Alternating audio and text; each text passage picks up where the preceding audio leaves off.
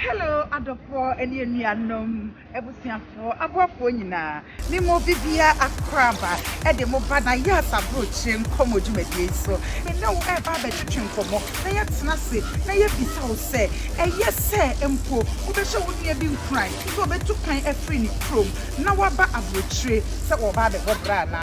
Se nyame ya adom na wonya nkrata ahead. Okay. Na se woni nkrata krom ha enyede. Okay. It is said a bituma bite. Na me bi se o se wo ba na wonu ho a. E ya na ususu se, e ya na ya Abrokyere nkrata asem. Ana se eye be ma bi, ana se eye oba bi, ana se eye namfo, ana se eye adwumam. Begin am buy me dear Nayas Abrokyere. Me kwet makwana me sugu me mu. Me ho dan ne kwa na me yewhye me.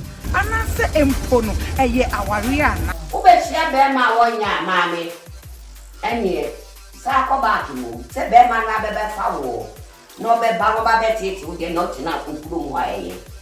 Na ko ba safra na edien e na woni memienu. Ye de be hye de wo hwe me enkran. Abusia eno ntini bo mode yan se wo be ko YouTube na wa subscribe to Nayas 1 TV. Na me kai wo se be bibia wo bia. Wo be se wo ne metwetwe nkoma. Wo mode yan na frɛ me na ye ntwetwe nkoma. Na to wo el be bia wo bia. I love you. Bye.